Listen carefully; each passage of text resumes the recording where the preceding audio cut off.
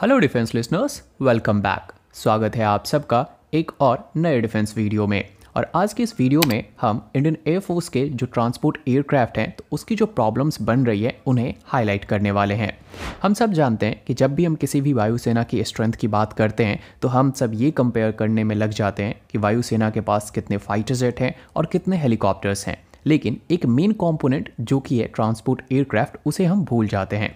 भारतीय वायुसेना transport aircraft के मामले में टोटल 4 प्रकार के ट्रांसपोर्ट एयरक्राफ्ट का इस्तेमाल कर रही है।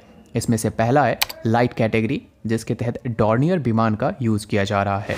वहीं पे दूसरा है स्मॉल ट्रांसपोर्ट एयरक्राफ्ट, जिसके तहत हम 40 साल से भी पुराना AN-32 का यूज़ कर रहे थे, लेकिन इसे अब C295 एयरक्राफ्ट से रिप्लेस किया जा रहा है। वहीं पे तीसरी कैटेगरी है मीडियम ट्रांसपोर्ट एयरक्राफ्ट की, जिसके तहत हम IL-76 का यूज़ कर रहे हैं और अगेन ये भी 40 साल से ज़्यादा पुराना है। और इसके रिप्लेसमेंट के लिए इस वक्त C390, A400 और C130J हर्क्यूलिस आपस में compete कर रहे हैं। वहीं पे हैवी कैटेगरी में हम C-17 ग्लोब मास्टर का यूज़ कर रहे हैं।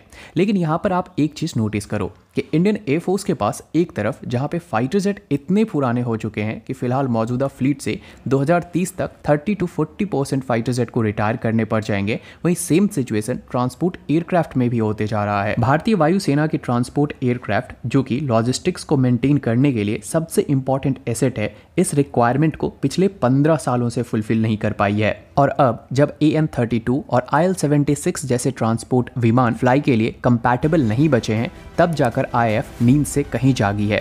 यहाँ पर मैं कोई इंडियन एयरफोर्स को डिसऑनर नहीं कर रहा हूँ, बल्कि मैं अभी आपको एक्सप्लेन करूंगा, तब आप खुद कंपेयर करके मुझे कमेंट सेक्शन में बता देना कि IAF को क्या अप्रोच लेनी चाहिए थी। इंडियन एयरफोर्स की जो AN-32 ट्रांसपोर्ट एयरक्राफ्ट है वो लगभग 7 टन तक के पेलोड को कैरी कर सकता है।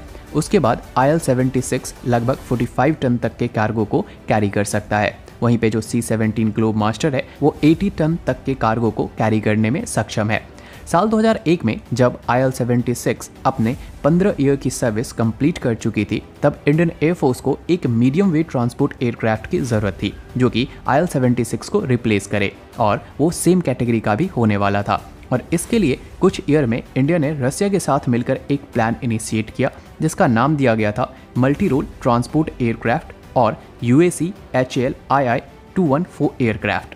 इस जॉइंट वेंचर एयरक्राफ्ट को बनने में 5 ईयर का टाइम लगने वाला था, और इस टाइम तक इस कैटेगरी को सप्लीमेंट करने के लिए 12 के नंबर में C-130J, जो कि 20 टन तक के कार्गो को कैरी कर सकता है, उसे प्रोक्योर किया गया। और इसके बाद में कुछ यूनिट में C-17 ग्लोब मास्टर, जो कि हैवी कैटेगरी के हैं, उन्हें भी प्रोक्योर किया गया था। लेकिन आज हम साल 2001 से साल 2024 में हैं, और India Russia multi role transport deal अब डेड है। IL-76 एयरक्राफ्ट अब फ्लाएबल नहीं बचे हैं, तो बेसिकली हमारे पास अब इस कैटेगरी के कार्गो विमान को किसी और कंट्री से इंपोर्ट करने के अलावा कोई चारा नहीं बचा है, जिसके लिए IAF ने ऑलरेडी RFI जारी कर दिया है कि IAF को मीडियम कैटेगरी में 30 टन तक के पेलोड को ले जाने में केपेबल कार्गो एयरक्राफ्ट की ज़रूरत है, और पूरे वर्ल्ड में ज़्यादा ऑप्शन भी इस वक्त नहीं बचे हैं। तो इंडियन एयरफोर्स को यहाँ पर कॉम्प्रोमाइज़ करना पड़ सकता है, क्योंकि जो ऑप्शन है वो लिमिटेड है। और इसमें जो पहले नंबर पे है वो है एम्बरर C390, जो कि 26 टन तक के कार्गो को कैरी कर सकता है। इसके अलावा एयरबस का A400 है, जो कि 37 टन तक के कार्गो को कैरी कर सकता है। वहीं पे जो थर्ड नंबर पे है वो C-130J हर्क्यूलिस है, जो कि 20 टन तक के पेलोड को कैरी करने में सक्षम है। अब अगर यहाँ से IAF मान लेते हैं कि अगले 1 साल के अंदर ट्रांसपोर्ट एयरक्राफ्ट को सेलेक्ट करके फाइनलाइज कर भी लेती है, तो उसके बाद नेगोशिएशंस होंगी, फिर डील होगी और फिर डिलीवरी, और इस सब में एटलीस्ट 5 to 6 ईयर का टाइम लगेगा, जो कि 2030 तक के टाइमलाइन को हिट करेगा, जो कि कहीं ना कहीं ऑपरेशनल कैपेबिलिटीज़ को ड्रॉबैक तो जरूर देगी। तो यहाँ पर मेरा मानना ये है कि आप जल्द से जल्द एक एयरक्राफ्ट को सेलेक्ट करके 20 तक के नंबर में डील कंप्लीट करिए। साथ ही इंडिजीनियस जो MTA प्रोग्राम है उसे फास्ट ट्रैक मोड पर ऑपरेट करिए। इससे होगा ये कि अगले 5 से 7 साल में हमारी ऑपरेशनल कैपेबिलिटीज़ बरकरार रहेगी, और इंडिजीनियस ऑप्शन आने के बाद जो 100 ट्रांसपोर्ट एयरक्राफ्ट की ज़रूरत हमें है, तो वो आप जल्द से जल्द पूरा कर पाएंगे।